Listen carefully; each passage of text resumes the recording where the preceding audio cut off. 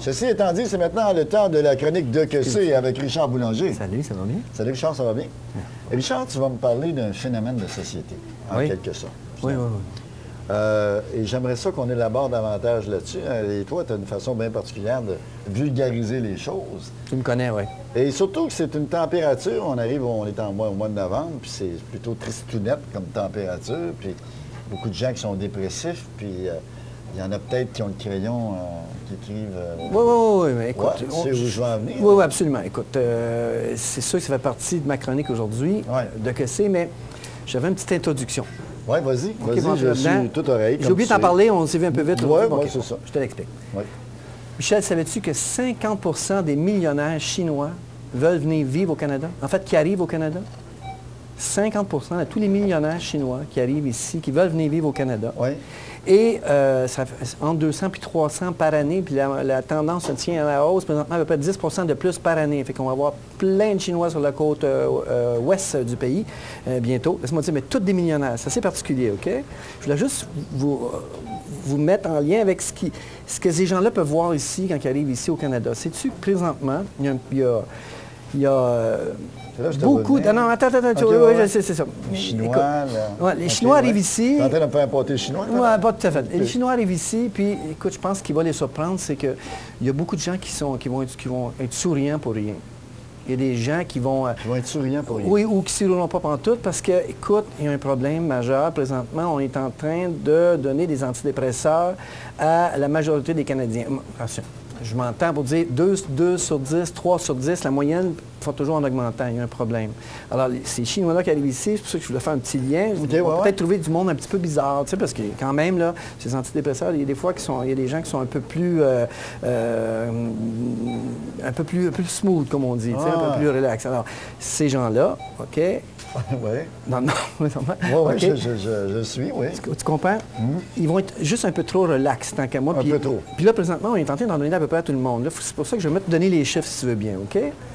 Michel, présentement, 35 du budget de la dépense du Québec pour la santé va sur les antidépresseurs.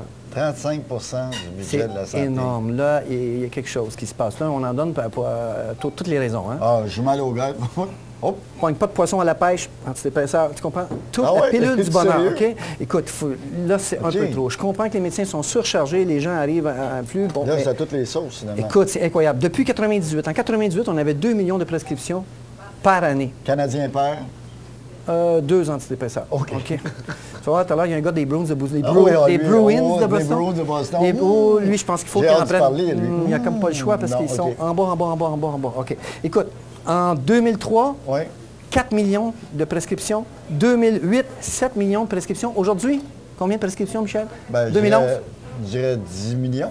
Non, petite affaire de plus. 12. 15 millions de prescriptions par année au Québec. Juste chez nous. Alors, oups, je touche ça. Ouais. Tu comprends que c'est beaucoup. C'est énorme. Alors, écoute, puis ce qu'on réalise, c'est que ces gens-là doivent le prendre à peu près pour une période à peu près d'1 an, idéalement. Mais c'est très difficile après 1 an. Je peux te dire que le sevrage est très difficile. Pour être bien honnête, j'en ai déjà pris, Michel. Pendant à peu près 4 mois dans ma vie. Il y a une période dans ma vie où c'était très difficile, j'en ai pris. Puis je t'avoue que... Es-tu sérieux? Oui, j'étais content d'en avoir pris, mais j'étais content de m'en défaire aussi. Tu comprends? Alors, je peux te dire que la période de sevrage est difficile. Moi, après 4 mois, j'ai vu la différence. J'imagine quelqu'un qui prend ça pendant 3, 4, 5 ans, 10 ans, ça peut être très difficile. Puis il ne faut pas arrêter ça du jour au lendemain, là, sans son médecin. Non, il faut le faire avec le suivi médical. C'est bien important parce qu'il y a quand même des risques, OK?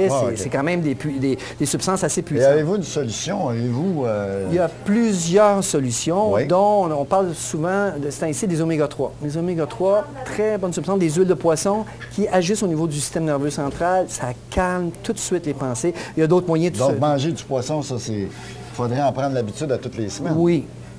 Mais même encore, si on a, pour ceux qui n'aiment pas le poisson, simplement des huiles de poisson de la mer, idéalement, c'est fantastique tout ce qu'on peut faire avec ça. Ça peut vraiment moduler, ça peut vraiment aider. Il y a assez d'études là-dessus qui nous le prouvent. Alors, les gens devraient s'en servir. C'est un très bon moyen. Ça peut être pris en même temps que les antidépresseurs. Ça peut aider à la période de sevrage aussi. C'est un produit naturel. C'est entièrement naturel, les huiles de poisson. Tu ne peux pas plus naturel que ça, OK?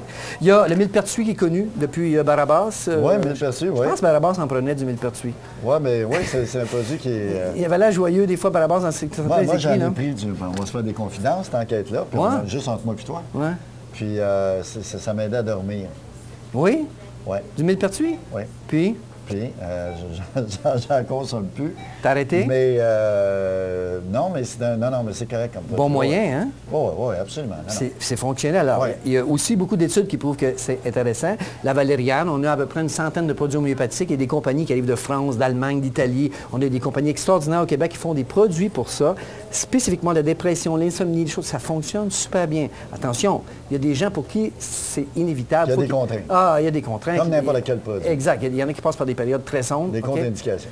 Et oui, et des contre-indications aussi, il faut faire attention, mais je peux te dire que il me semble que là, c'est beaucoup, 15 millions de prescriptions par année. Il faudrait penser à d'autres moyens. Je vous en nomme quelques-uns aussi. Dans une dépression légère, la plupart du temps, on pourrait améliorer notre sort simplement avec un peu d'exercice physique. Faire des sports. De la marche. De la marche, OK? Oui, beaucoup de marche. Moi, mais j'en fais beaucoup de marche. il faut se dépasser physiquement. Ça permet de produire beaucoup de sérotonine et c'est... Déjà, c'est très calmant. Les sports, très intéressants. Il y a aussi, même les personnes âgées. Tu sais ce qu'ils faisaient, c'est vrai, j'ai venu noter. Ben oui, moi. Les personnes âgées, tu te souviens? Ah, les Ils faisaient... Ils n'avaient pas d'antidépresseurs, eux autres, là. Ben non, les parties de 500. Il y avait un petit peu de quoi, mais là, écoute, les parties de 500, ils jouaient aux cartes. Ils jouaient aux cartes. Puis là, ils se disaient la vérité. Au toc. Au toc. Puis là, ils disaient les vraies affaires. Tu comprends? Je ne suis pas si vieux que ça, mais je joue à ça. Au TOC, tu as joué à ça? Au TOC. Mais ça veut dire que tu t'approches des personnes âgées tranquillement. Quel âge, là? Tu 75? Au 500, j'aime beaucoup jouer au 9 aussi. Non, oui, puis non, mais je suis bien conservé. il y avait la dame de pique. 15 ans, il y avait la dame de pique. La dame de pique. Il y avait l'autre jeu aussi. Non, mais l'autre, celui que je pense, le trou. Ouais. Ça, c'est pas bon pour la dépression. Non, il ne faut pas ça. C'est oublié. Mais c'est un très bon moyen pour passer leurs états d'âme à travers ces jeux de cartes-là qui se faisaient en famille. Meubler son esprit, finalement. Oui, absolument. S'oxygéner. Oxygéner. Meubler son esprit, faire de la marche. Parler, être capable d'exprimer ce qu'on ressent à des amis ou à des gens. On n'est pas obligé d'aller voir un psychiatre, un psychologue. Non, on peut en parler à des gens. Déjà, c'est beaucoup. On n'est pas obligé de remplir les hôpitaux. En parlant à des gens, tout le monde passe par des périodes difficiles. Alors, il faut en parler. Alors, faut en parler. Puis jouer aux cartes. Pourquoi on ne jouerait pas aux cartes aux 500 pour ces affaires-là? Ben oui, moi, j'aime tellement jouer aux cartes. C'est bon, hein? Tu devais tricher, toi, aux cartes. Jouer au 9 ou à Monte-Baisse. Tu connais pas Monte-Baisse? Tu trichais pas, toi, aux cartes? J'ai jamais triché aux cartes. Ah, ouais, OK. Hey, Richard, malheureusement, c'est tout le temps qu'on a. Pas déjà? Oui, c'est très agréable à chaque fois de parler avec toi et d'échanger avec toi. On se sent toujours plus intelligent quand on finit de parler avec toi. Merci de nom, mon cher. C'est un compliment. Merci, j'apprécie. En sortant, c'est toi qui payes le souper.